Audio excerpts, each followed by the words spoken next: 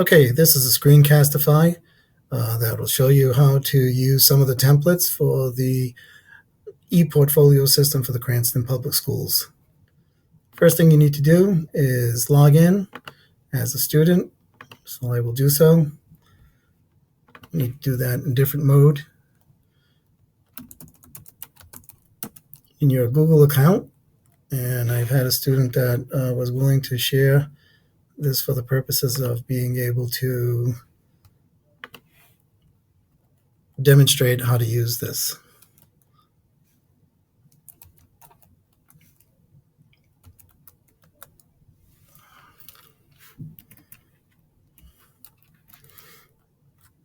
So logging in with your school ID is critical.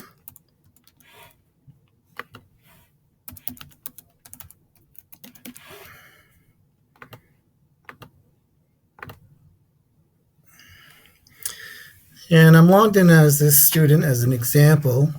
And I would go to the waffle, these 9 dots at the upper right-hand corner, and look for something called Google Sites.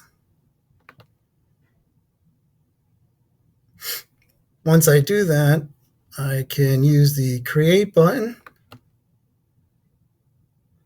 browse the gallery, and the CPSED ePortfolio template is present there, so I click on it.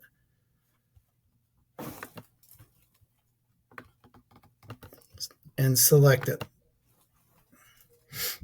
Now I need to name my site, and I would do that with my first and last name. So if I were to use an example, I could use anybody's name for this and create the CPS template, click on it and create. And this is creating my website right now. So this will take several minutes. So it's important to note that while you're waiting, watching this video, that it will take several moments as you watch the indicator of the progress continuing, and it will take a moment, but the template will pop up.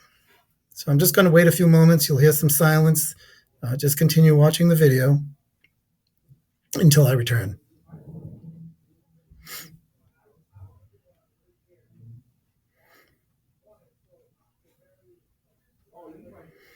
And again, this takes a few minutes at first, but it is well worth it because I feel it offers the most opportunity to input information from any source than most of the other options that might be out there. And it has finished. So you see that where I typed in my first and last name, I have this template now that I can work with. You can put in your combined summative and community essay here. Your artifacts can each go in these areas, and then the one of your choice down here. It's completely up to you. So how would I do this? So say I want to edit my template,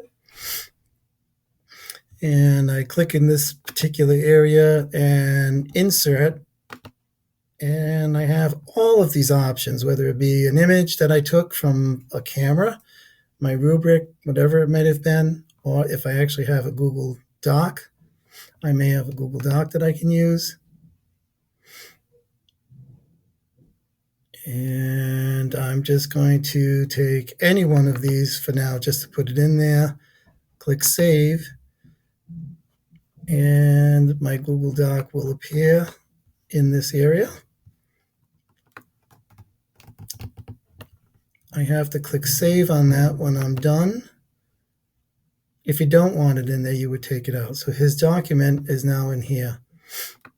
I could continue on, and they actually see the document that appears on the screen.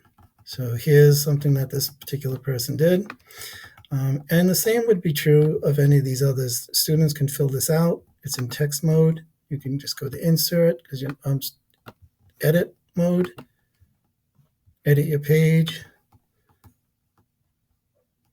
edit any of this information as to when the task or the proof or evidence that you have of your artifacts, just make it present. Save this once again, just to be sure. When it's all done, there's no need to share it unless you want to. And then the way that you would access this or update it, you always can use the edit button. Right? It's private. You might want to share it with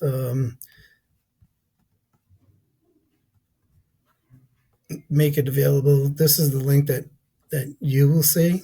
So when you go in to do your demonstration, your presentation, you would log in, go to your Google Sites. Here is your presentation. And you would just present your template to your panel of judges. So that's the easy way to update this template. The second template is a Google Slides template. It's very simple, doing the same process, except that it turns out to be a presentation. A little less options for students to input information. However, still a very valid and good choice to use. If you have any questions, please see Mr. Rosito or your technical coach or whoever it is that's helping you in your school with this process.